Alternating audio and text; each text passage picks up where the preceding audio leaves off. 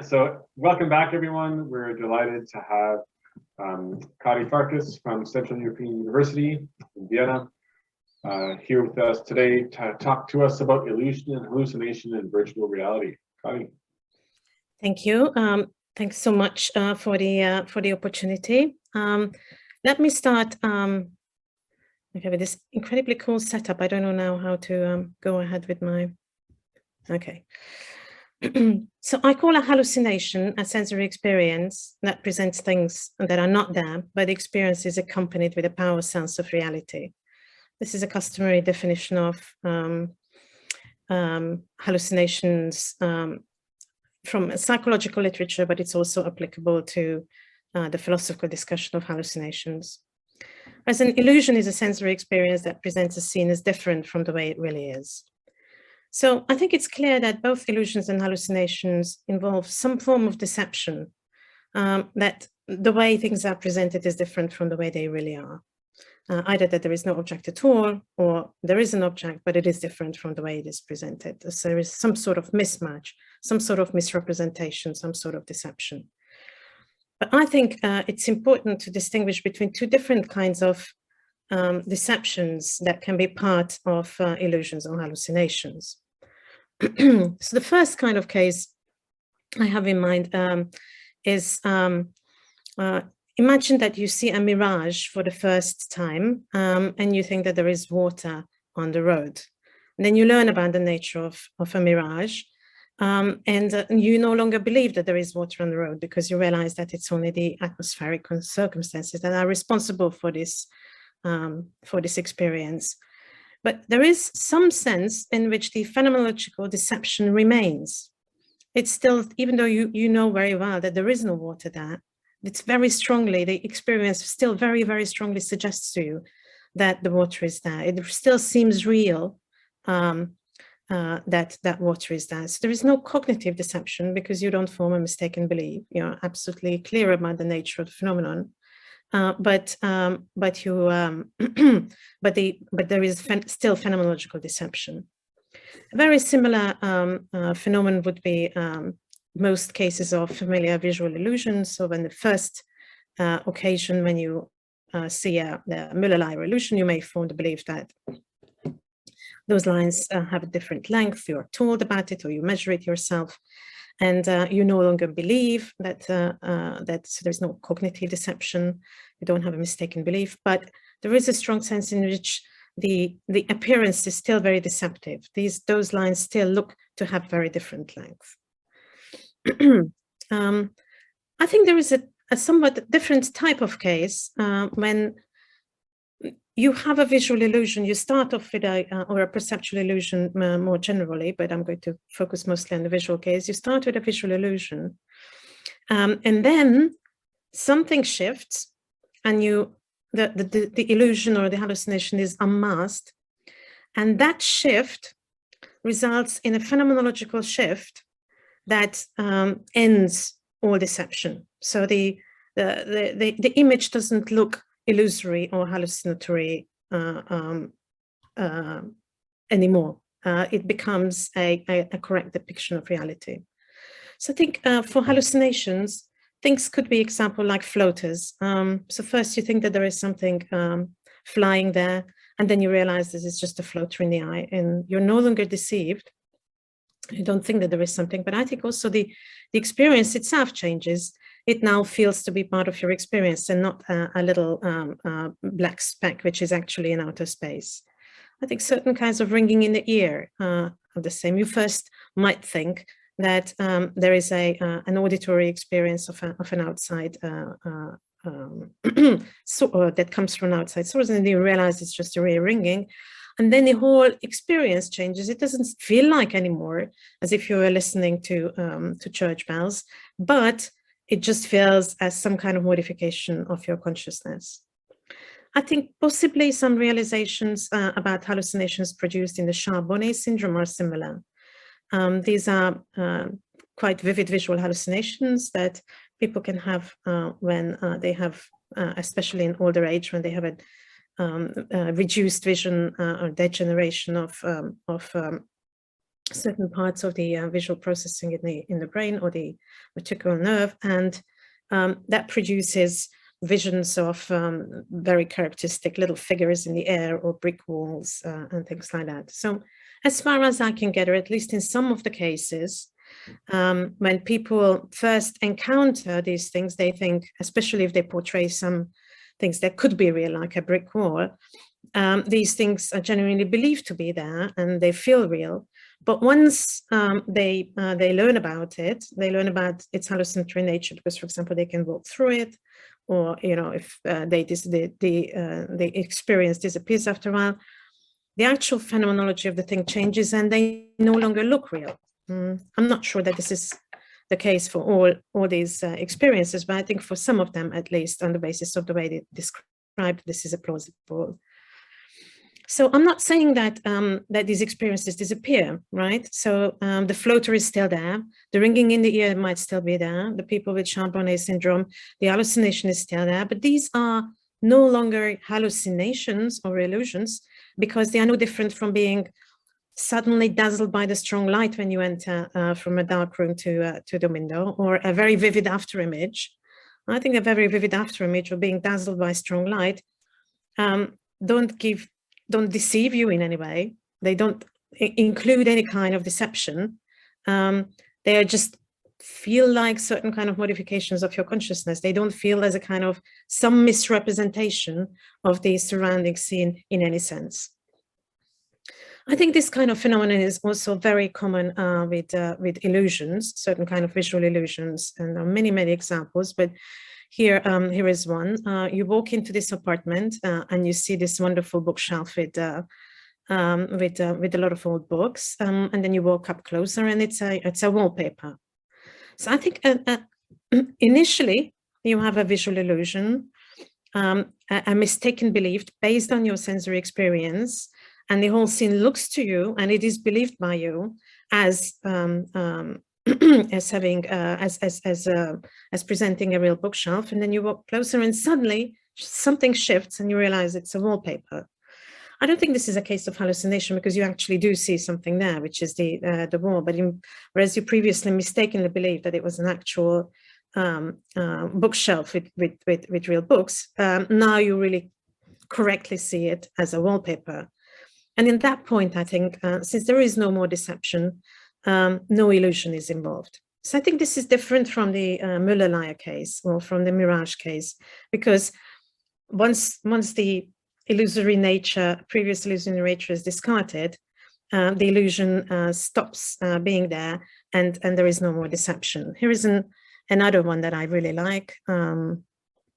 If I manage to play this, but no, it doesn't seem I do. It's a shame. Okay, it's just not playing it. Okay, maybe I'll play it at the end if I can. Here is another one that went around. So this is the levitating trash can. And when you first look at it, it looks like this is a trash can that's levitating above the ground, and it's casting a shadow. But once you look closely, then there is suddenly a shift.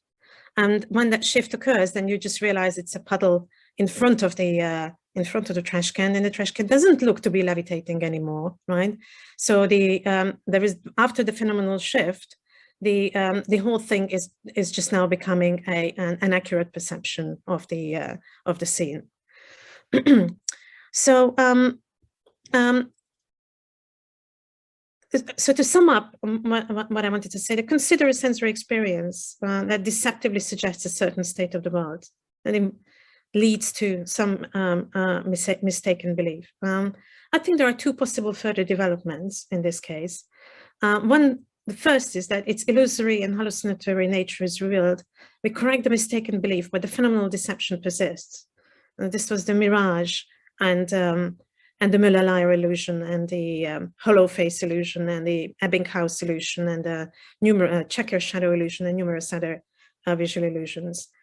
And there is a different kind of case, which is the like the trash can case or the wallpaper case, when originally you had a mistaken belief and a mistaken visual impression, but once something changed and you found out about the mistake, no more deception is left, neither in the phenomenological nor on the cognitive level. Now, it seems to me that if there is no deception in any sense, in the second type of cases, we cannot talk about illusion or hallucination. So once you correctly perceive the wallpaper, once you correctly perceive the trash can, then all illusion and hallucination has gone out of the picture. I think before you do that, when you think that it's a levitating trash can or that it's a real ball, then there is an illusion, but not afterwards. Okay, so how does this might apply to virtual objects? So start with a scene that involves a virtual object in some way. So it could be something that, I mean, I have a whole range of possible scenarios in mind. Maybe something could be projected somewhere, like a 3D holographic image, or you could be wearing some sort of device that projects a virtual object, like a bit similarly to what the picture that Derek was showing, the screen in front of you. But suppose that this is a kind of case when this experience leads you to believe that there is a non-virtual object to be present there. So you don't know that you're wearing this this visor, and something is projected there that could possibly be there, or there is a 3D holographic image of something that could be in a room. So you just think that you're encountering a real object. So one possible case is that you have a cognitive realization that the object is virtual, but it still seems non-virtual. It's like in the mirage case. Now, hallucination or illusion remains, even though there is no cognitive deception. That's a possibility that could happen. Or another possibility is that you realize that the object is virtual, with the resulting shift in the experience. It now does seem to be virtual, like in the second case, the wallpaper, and there is no longer a deception. There is no hallucination or illusion.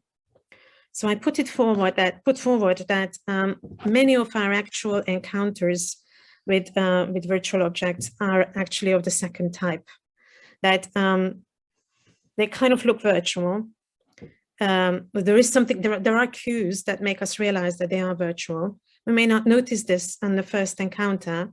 We may succumb to the illusion or the hallucination, but there could be, paying attention to the right, maybe it's some of the cues that Derek was mentioning about how the shadows or the transparencies, the filters work. That there is a shift, and suddenly you realize that it's not real. It's a virtual object.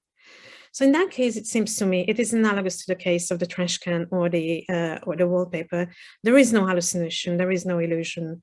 But you just see the world in a way that some image is projected in front of you. If it's a visual illusion or a visual hallucination, or some visual feature is projected on a surface in front of you. So I think some of the cases that Derek described actually could go undergo this kind of shift, like with the colorful shadows. So I have seen light displays put on the street, which first looked like something was painted on the tarmac, and then suddenly I realized that in fact it's just a light being projected, and then it started to look like light being projected and not something painted. So that is the kind of shift that you can undergo, and then you realize that it's there is no longer a deception in either sense. But I imagine that, I mean, I haven't seen anything in real life approaching this, but it is absolutely possible to produce the kind of robust hallucination like a mirage that resists this kind of finding out, that resists the shift, and it preserves a powerful sense of reality. This is my kind of general take on how illusion and hallucination could work with respect to virtual objects. But I think at this point, there is a particular challenge arises against this idea that in certain kind of virtual realities, we could have a hallucination like a mirage. So there is an argument which is supposed to show that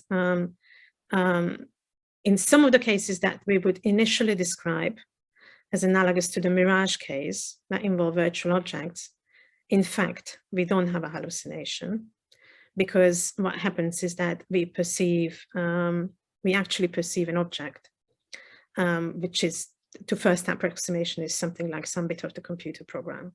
So Dave is going to talk about this at length in his talk, and I don't want to preempt what he's saying, but my argument from now on is a kind of disagreement with the position that Dave is going to defend in some of the position, or part of the position that Dave is going to defend in his talk, which is coming up next. So here is the challenge.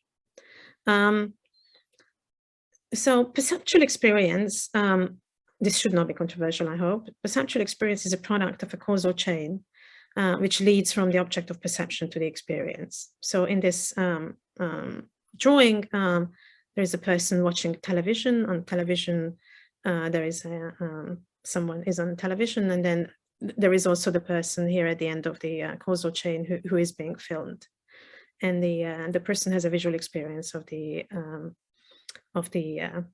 that depicts the the person with the hat.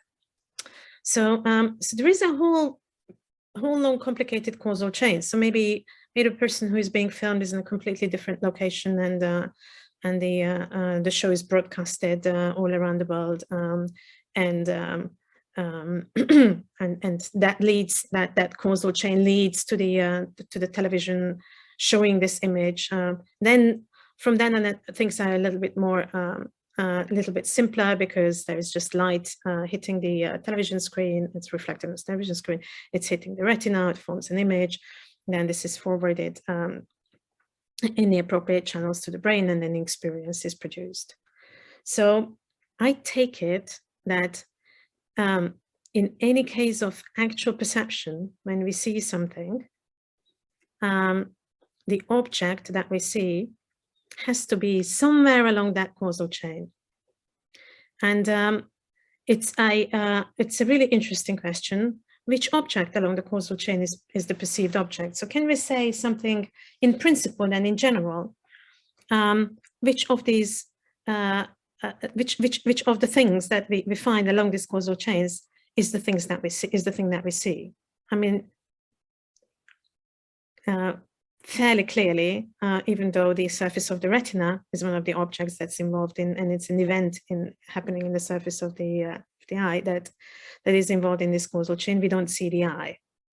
Occasionally, we can be aware of the eye, actually, when we have a very strong, when we see a very strong light and the eye hurts, then we can actually be aware. And I think in that case, we sort of perceive the sensory surface, but most of the time we don't.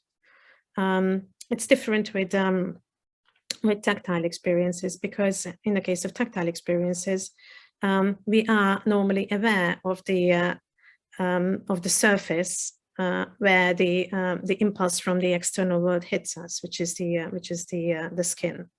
So you can see that in the case of tactile experiences, we are aware of the skin. In the case of visual experiences, we are not aware of the retina. So we can ask in general, I think, this question: what determines where along this causal chain we find the perceived object?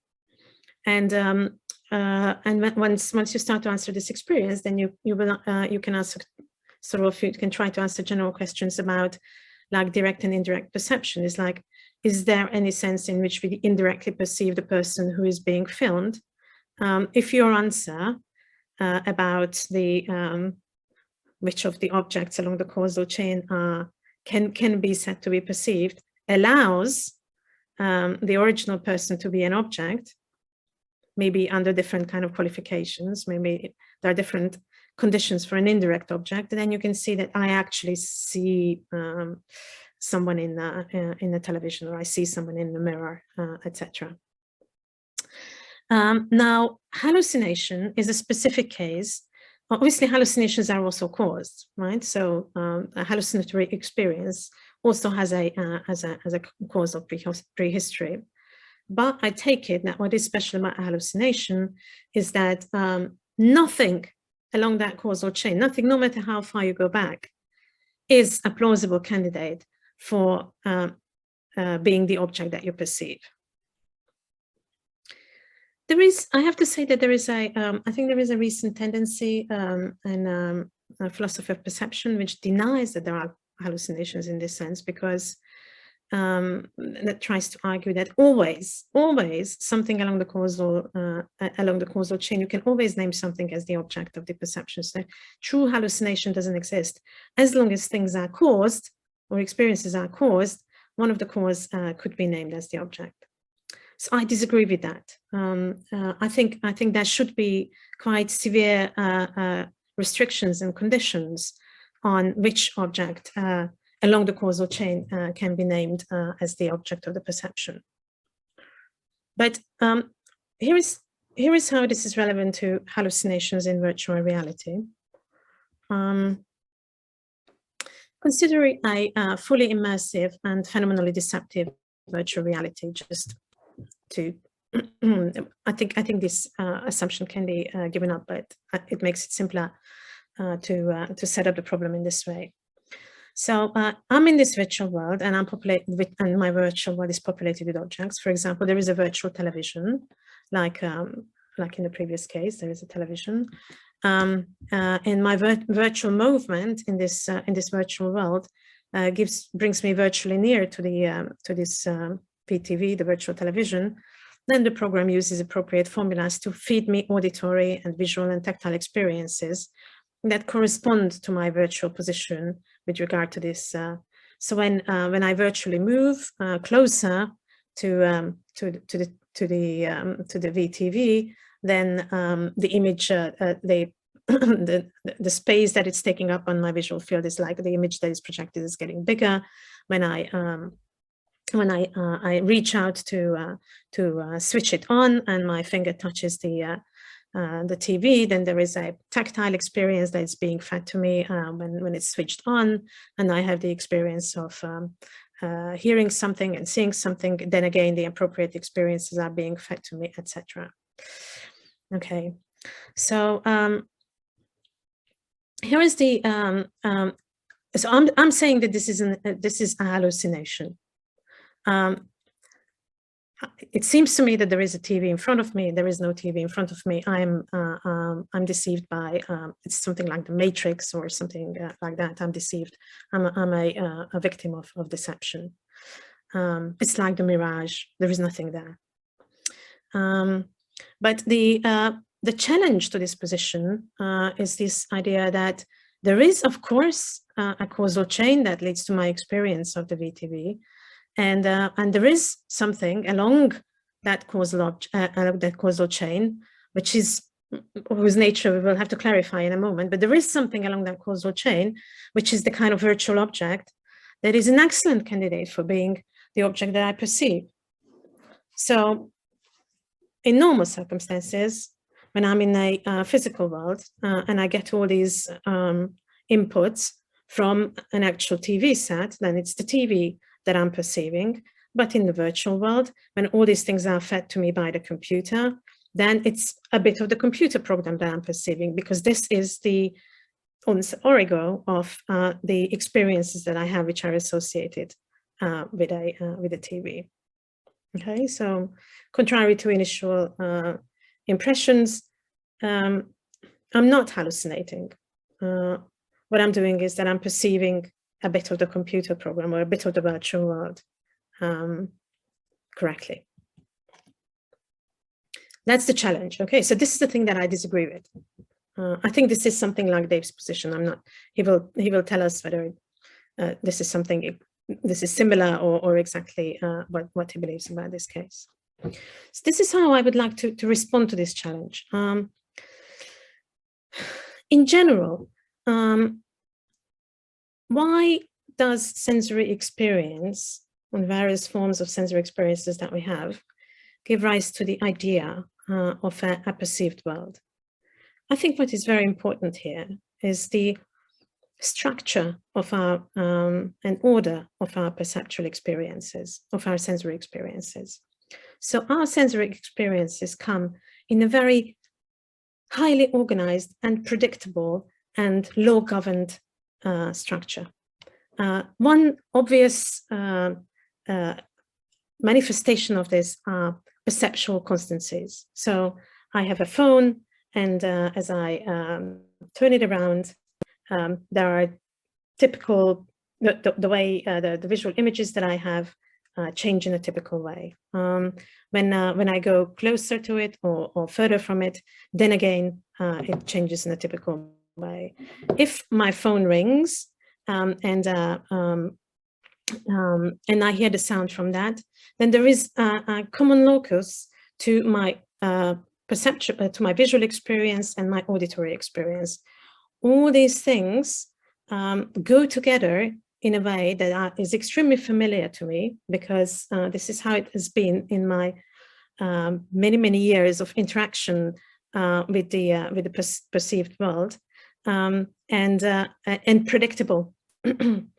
So constancies, perceptual constancies, and cross-modal coherencies, I don't know what that's about, are very important in giving rise to this idea that there is indeed an object that around which these different kind of experiences cluster. So, for example, you see and hear a train approaching. There is a completely familiar and predictable change of the visual experience as the train is getting bigger as it is approaching you. There is a completely familiar and predictable way the sound that the train is making is getting louder and louder as it's approaching. When it's getting bigger, then it's also getting louder. It's all coming from the same direction. And so what happens is that all these cluster of experiences is attributed to one object outside there, which is the train. So that's how the experience of seeing something emerges, I think. This is how you form the idea of there being an external world that is the cause of our experiences through these. If there wasn't such an order, I claim, if we just had arbitrary flashes and noises, and then our whole experience would just be like a bad acid trip that is simply a modification of our consciousness, but does not suggest the presence of a world that that gives us this that appears through these experiences. Okay, so so that's the kind of the phenomenology of perceptual intentionality. But this is the same for people in the matrix. They have exactly the same thing. So what is the further condition for this thing really being a perception of something? What will be the object that is actually being perceived by this? So I'm saying that if anything qualifies as an object, that it actually has to be the shared cause of those sensory experiences which cluster around the object as it appears to us. So if I have the impression that there is a train, there is one train, one object, and that is the source of both the varying perceptual, varying visual experience and the varying auditory experience, this perception is veridical if there really is an object that is the cause of all these experiences. Okay, so here is how it can go wrong. Sorry, this fantastic thing is now. Okay. So the phenomenal structure of the experience suggests one object that is the source of all these varied experiences, and then there is another object that is the source of another cluster. So the train station, the clock that chimes time, is a different object because it seems to be there's a source of a different cluster of sensory experiences. Okay, so how can this go wrong? For example, with the ventriloquist illusion. So in the ventriloquist illusion, it still is the case that the sound and the image and the visual experience seem to come from the same source, but that's not right. So that's why it's an illusion, because it's not like we correctly perceive some sort of scattered object that consists of the ventriloquist puppy and the or in the case of the movie, between the visual image and the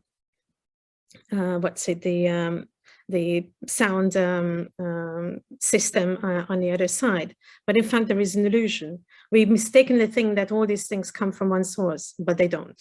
So I think that's why it's an illusion.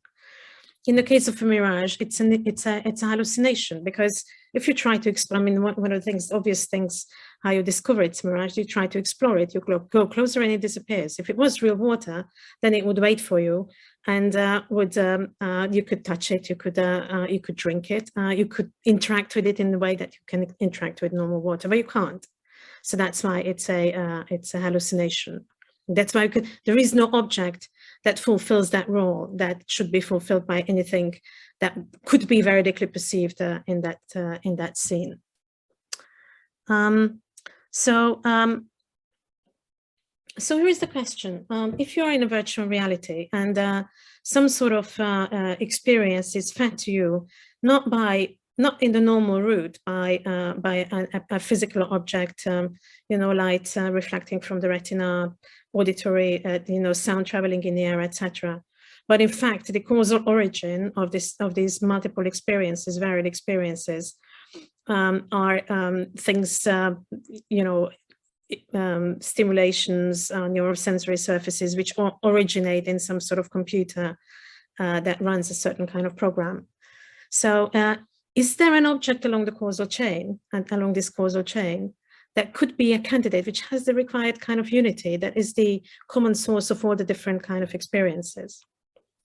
So first approximation, the virtual TV that you see is the very object, is just as it appears, just the experience itself. So that's not the right answer, because this is not a form of idealism, as I understand it. So the suggestion that when I'm in the matrix, then I'm perceiving bits of the computer program is not a form of Berkeleyan idealism. It's not like the only reality I have is my experiences. It's decidedly different from that. So that's not right. My second approximation is what could be this object that I'm perceiving, is that maybe the virtual TV is an entry in a kind of database. So maybe the virtual world in which I live contains a list of all the objects that occur in my virtual world, like my pen and my phone and my glasses, etc., with all the features that they have, all their observable features. And there are instructions in the program that whenever I virtually nearing a virtual object, then the appropriate experience should be fed to me. So I still think that that's not right, because that's not the proper cause of the experience. The experience is in my retina, in my brain. It has to be something that is physically affecting my brain through this kind of non-standard ways. So I think it has to be the part of the hardware. It has to be the actual physical thing that stores the data that is responsible for the program. Okay, it has to be a given physical area on the hard disk or on the flash drive or wherever, where the relevant data is stored. But I think that this isn't the kind of object that has the kind of unity and relation to all other objects that could make it a possible candidate for being an object of perception. So the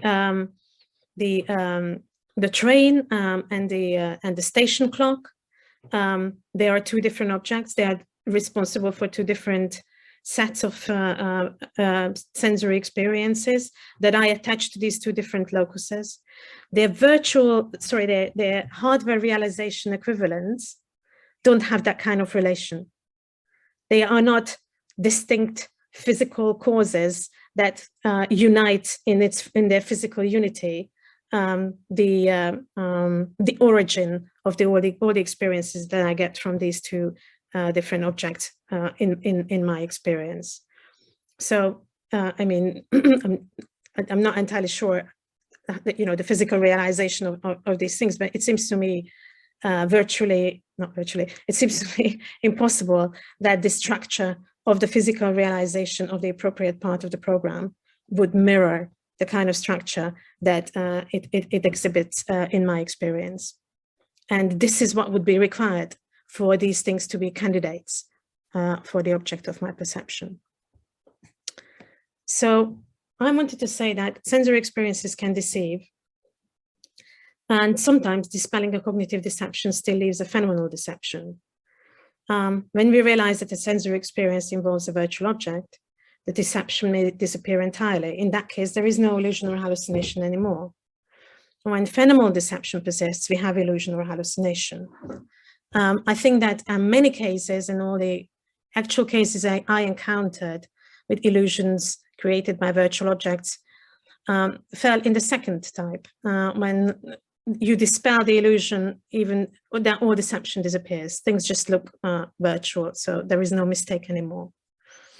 I consider this, but I think that the first kind of challenge, the first kind of hallucination, when the phenomenal look persists, the phenomenal deception persists, is actually possible.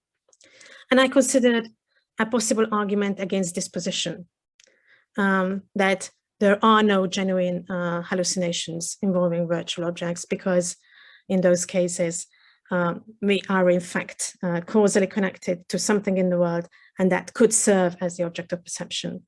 And I try to argue that it's a mistake to think about hallucinations involving virtual objects. Thank you very much.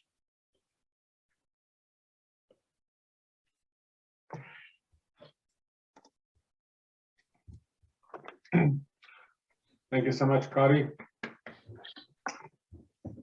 If you have questions or comments, please send me, Derek, a note, a queue in the queue, and I'll start a list.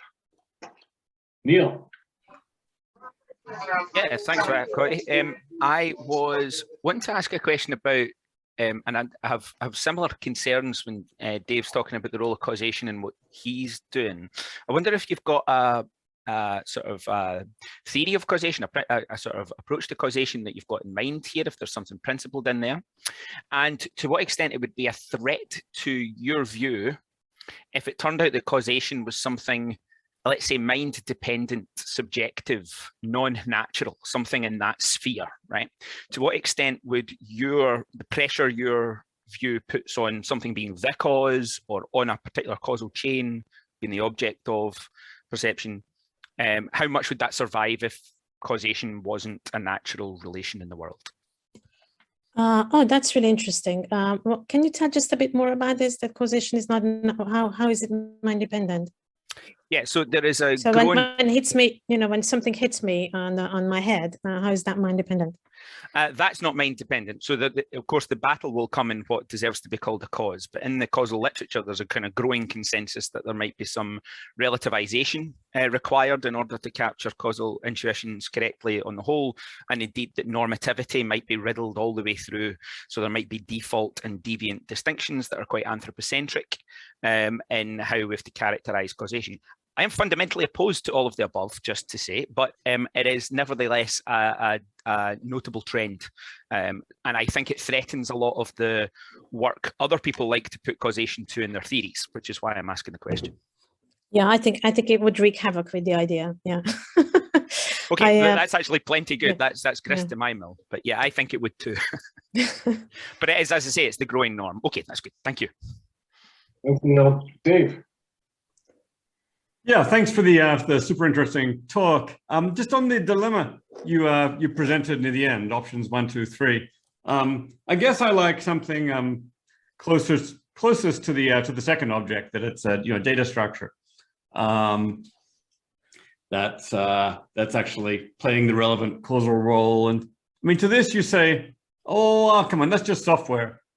That's not the real physical cause. But I don't know, I suppose there's a sense in which, one version of this objection is, well, software just inhabits the third realm. It's an abstract object, so it it can't cause anything. Only physical objects can cause anything.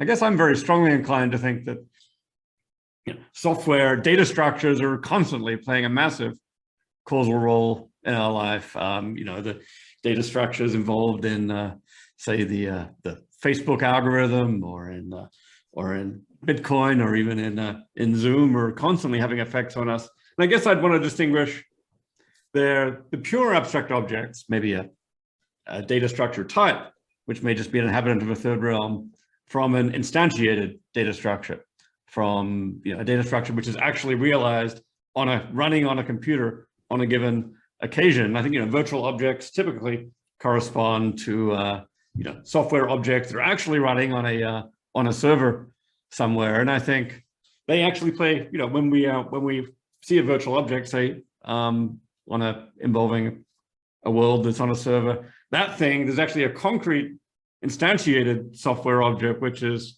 causing our experience, and so on. Now, I mean, the question of the relationship, it's clearly got some relationship to the underlying hardware.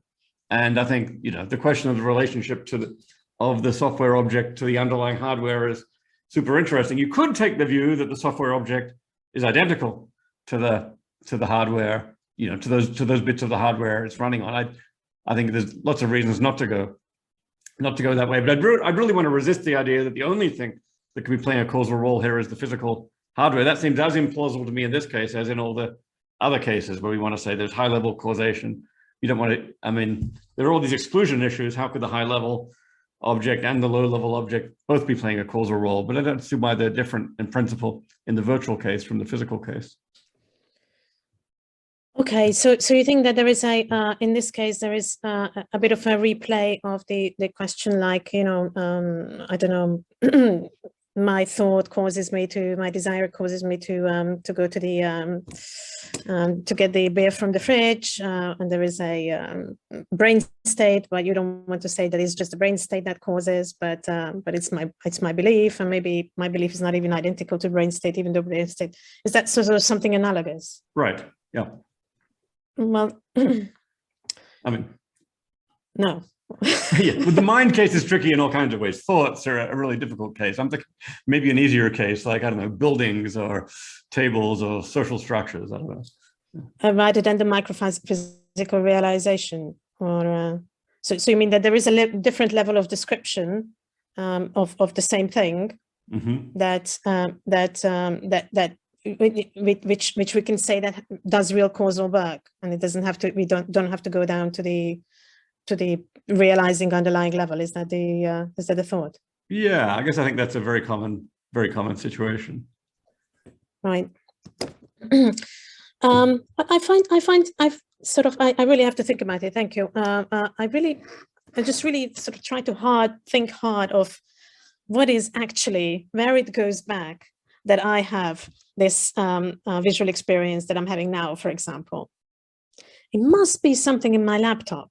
It must be somewhere in the physical realization. So at the moment, it's the pixels on my screen. I mean, I can't imagine how that wouldn't be the kind of origin of the whole thing. But when I'm talking about virtual, if my world was possibly populated in virtual objects, then that data must be stored somewhere on my hard disk, right? Mm-hmm. And without that data being stored on the hard disk, and that somehow being really physically connected to something else that will send me the experience, the whole thing wouldn't happen, right? But you agree with that too? Yeah, I think it's stored on the hard disk, but that doesn't make it sort of identical to circuits on the hard disk. It's like what individuates a data structure is quite different from what individuates the circuits. Like, yeah, that's the same right, data structure could have been instantiated on a different hard disk. Absolutely, yeah. So because I think that the data structures have they have a little bit better unity than the storing hardware as candidates for the. I just don't see how they are doing real causal work, but I have to think about this more. Thank you, Dave. This is very helpful. Good question, Dave. Matteo, you've got your hand up. Yes, thank you. Thank you for the talk. It was amazing. I have one question about how you define the hallucination. So you talked about hallucination and illusion with respect to the existence of certain objects. I was thinking, can we export the reasoning to just features of objects? For example, if I see a movie, I see still images in rapid succession, and I have the illusion to see that something is moving. So something is not moving there, but I have that illusion. So that's not an illusion about what exists, but on a certain particular feature of the objects I'm seeing. And so I was thinking, in your virtual world, when you have virtual people, you can still have the illusion that those people move, right? And you wouldn't have any actual object being the cause of that illusion, right? So tell me a bit more how you imagine the scenario that there is a virtual. Yeah, so you gave the scenario with the virtual TV, right? So I'm imagining the same scenario, and someone just passes in front of the TV. Okay, so you're looking at the TV, it and seems someone. it seems to me that someone Exactly. passes. Yeah. Exactly. So now you should have the illusion that that virtual person is moving, but the data that are stored should be just the relative positions, the relative, like, instantaneous position of that virtual object, instant by instant. So my intuition there is you still have the illusion that the thing is moving, the thing is not moving, and the only, like, object you could individuate as the cause of the intuition is just a set of things. But is it like, does it count as a physical object anymore? Like, it's a collection of things. Like, are they individual causes? Is that like they are causes when they are together, but not when they are, like, taken as individuals? So I wanted to ask if you could expand on that a little bit. Yeah, so I think this. I mean, whether there is a candidate object for being the object that I perceive depends on the setup of the virtual world. So I was imagining a scenario which was perhaps most favorable to someone who wants to say that we perceive virtual objects, where someone has created a world for me that contains points in the entries in the program, and the entries in the program list the stable features of, like, my phone has the stable feature of having a golden cover and things like that. And so I think that's the best case scenario for my opponent. I think in a lot of scenarios, you don't have that, and maybe I don't have stable objects at all in my program, but there is just a kind of random things being projected at me. And that's grist to my mill. So that's even less temptation to think that there is anything that I'm perceiving. So on a lot of realizations of these experiences, there is not even a temptation to think, I think, that we perceive anything. Does that help? Yeah, thank you. Thank you a lot. You know, 2 minutes left. Fiona. Thank you. So I want to ask you about the cases where that you started off discussing, where we're suffering from an illusion in one instance or a hallucination in another instance. Then we realize it is such, and you want to say there could be at least some cases where that cognitive realization undoes the deception involved. So in your floating bin can case, that seems a lovely case of illusion, and I'm happy to grant that case. I'm a bit more skeptical about the hallucination case, that there could ever be a case in which deception completely gets undone. So I'm imagining, for example, I'm hallucinating a yellow triangle. At first I take it that there is a yellow triangle in front of me, and then I realize, oh, there's not. I find it very hard to think that I would stop being aware of what seems to be an object, aware of yellowness, aware of triangularity. I just can't imagine a case where, the deception just completely disappears in a way that I can do with your illusion case. It seems to me that there are, if you have a perfect philosopher's hallucination, then I don't think that it can ever be undone by cognitive realization. It would be like a mirage, it would persist.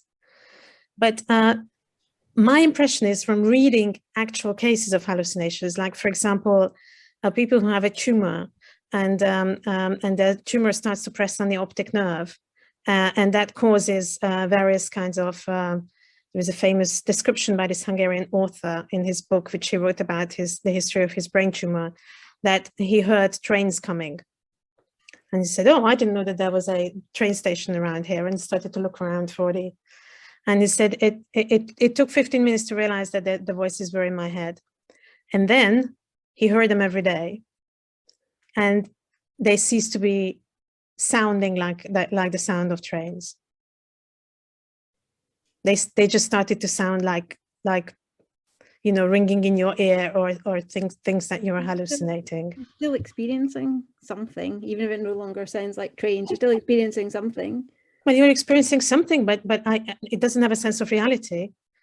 I take it, and I mean, Dave's book contains all these different senses of reality. I take it that what is not relevant, that sense of reality, is to say that the experience itself is real. So this is what a lot of people who suffer actual hallucinations say. It was, you know, it really seemed to me that there was a voice there in my head, right? That the experience itself was real. But I take it that that doesn't qualify something for hallucination, does it? Oh, sorry, that I wasn't expecting you to. I guess I'm thinking that you're still aware of, you still seem to be aware of something, and it will still seem to have some properties, even if not the properties that you first took it to have. And in that sense, that's still deceptive because there isn't something there. How is it different from feeling very strong nausea or being very, very dizzy?